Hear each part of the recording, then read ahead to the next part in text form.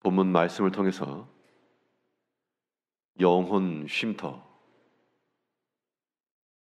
영혼 쉼터란 제목으로 하나님의 말씀 증거하겠습니다. 하나님은 일하시는 분입니다. 창조 이후로 예수님께서 말씀하신 대로 지금까지 아버지께서 일하신다. 하나님은 일의 달인이신데 일만 하신 것이 아니라 또한 안식도 하셨습니다. 그래서 우리에게 엿새 동안 힘써 일할 것과 또 하나님께서 복되게 하신 날을 지켜 쉼을 얻고 또 새로움을 얻는 이러한 일들은 그 일평생에 걸쳐서 우리 가운데 있어야 됩니다.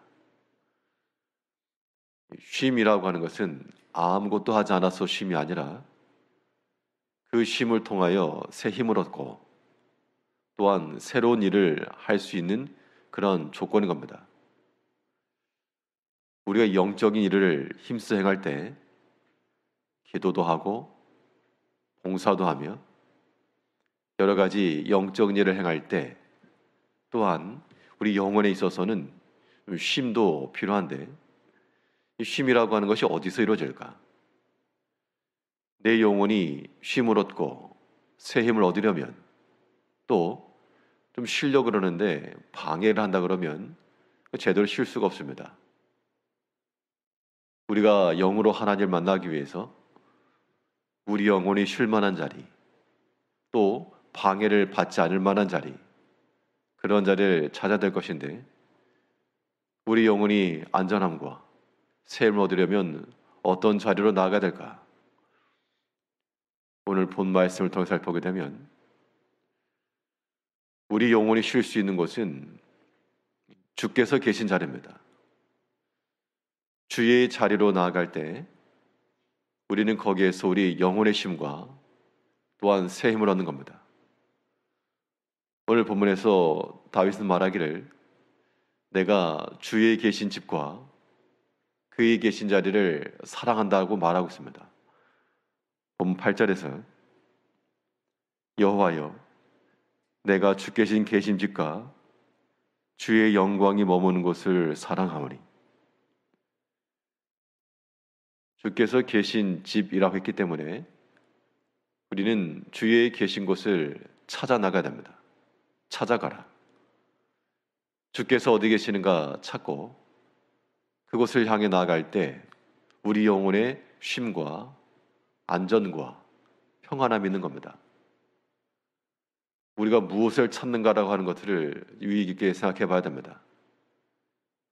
찾는다라고 하는 것은 내가 보는 것에 있고 듣는 것에 있고 행하는 것에 있는 것인데 우리의 모든 그런 것들이 과연 주께서 계시는 자리인지 아니면 주가 계시지 않는 세상에 있는 곳인지를 우리가 항상 살필 때 우리 영혼의 쉼이라고 하는 것은 오직 주 안에서만 가능한 겁니다.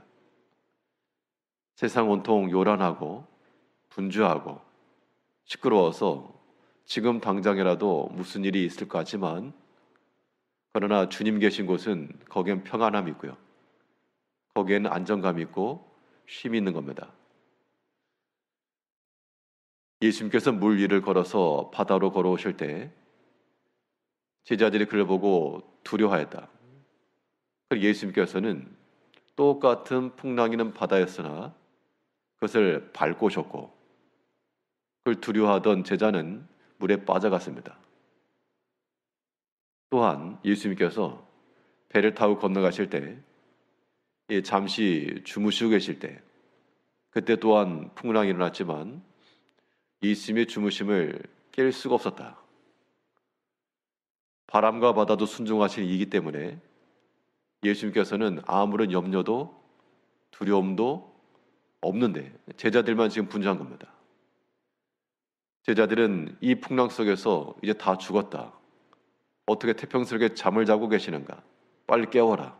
그랬지만 그러나 그 주의 평안을 그 누구도 건들 수 없었으므로 만일 우리의 믿음이 극대화했다면 예수님께 옆에 가가지고 같이 누웠을지 모를 일입니다.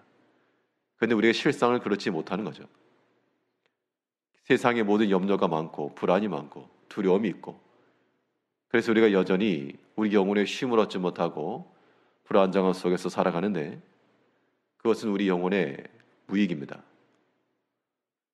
우리 영혼의 안전과 쉼을 위해서 우리는 주께서 계신 곳을 찾아가야 되는데, 주께서 어디 계시는가? 주의 계신 집이라고 했으므로 하나님이 거하시는 그 성전과 그 성소와, 물론 우리 가운데 항상 함께 하시지만 우리가 또한 하나님께 나아가기 위해서 또한 이 하나 앞에 찾아 나오고 예배당 앞에 찾아 나오고 엎드려 기도하며, 이것들이 우리 영혼에 쉼을 주는 자리가 되는 겁니다. 그러므로 이제 우리의 영적인 안전을 위해서 우리는 날마다 주께서 계시는 자리가 어디인가, 그걸 찾아서 세상에 요란한 것은 좀 줄이고 주의 소리가 점점 크게 들려올 수 있도록, 그래야지 그 목적지에 도달해 가는 겁니다. 우리가 주를 향해 찾아나가는 것이 우리 영혼을 위해서도 되기도 하고요. 또한 우리는 하나님의 영이 우리 가운데 거하신다 하셨으므로 우리의 삶의 자리, 또한 우리가 있는 자리를 주께서 주의 영광이 머무는 곳으로 또한 만들어가야 됩니다. 우리는 주를 찾아가기도 하고, 또한 주께서 찾아오실 만한 자리가 될 때 우리는 멀리 가지 않아도 주와 함께 하는 거니까요.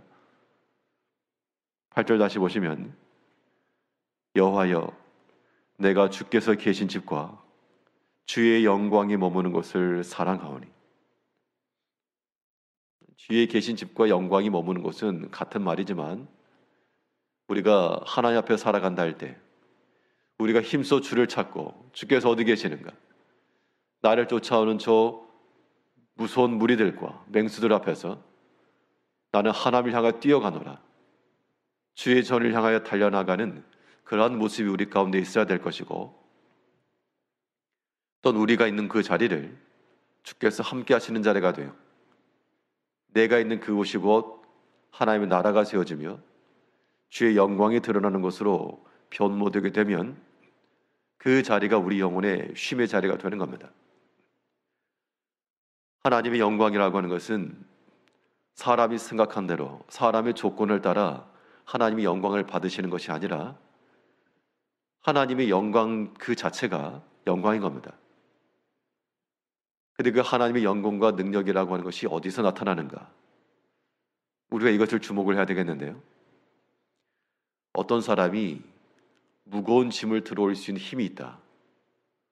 평상시에는 힘 자랑을 하지 않지만 언제 그 힘이 능력이 드러나는가? 그 무거운 짐을 들어올릴 만한 상황이 있을 때 그 사람의 능력이 나타나는 겁니다.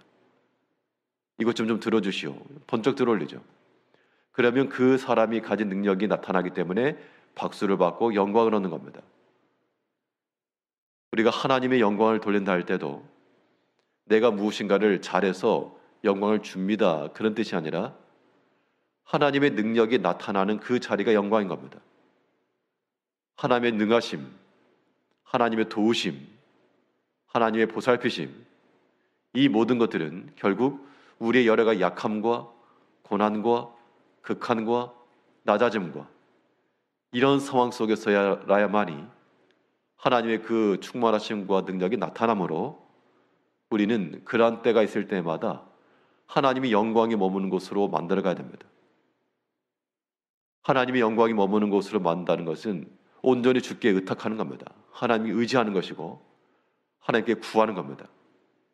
하나님, 내 힘으로 되지 않으니 이 무거운 짐을 들어주시고, 하나님, 내가 스스로 이 그물에서 벗어날 수 없으니 이 그물에서 벗어나게 하시고, 수많은 원수 앞에서 내가 살아갈 수 없으니 내 영혼을 건져주시고, 그러면 죽을 것 같았던 그 여러 가지 괴로운 상황들이 거기에서 하나님의 구원과 하나님의 은총이 나타나므로 그 자리가 영광의 자리.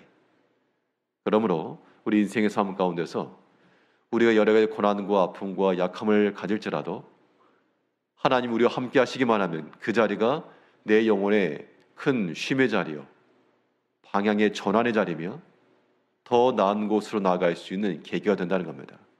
이런 마음을 가지고 우리가 날마다 주에 계신 것을 찾아 나가며 우리의 선택이 주에 계신 것이 되고 또 우리 여러 가지 약함의 자리일지라도 하나님 우리와 함께 하심으로 하나님께 전적 의탁하고 신뢰함으로 주의 영광이 머무는 자리가 될 수 있도록 또한 그런 자리를 사랑하며 모든 죄의 자리를 멀리하는 우리 성도님들이 되시기를 바라겠습니다. 기도하겠습니다.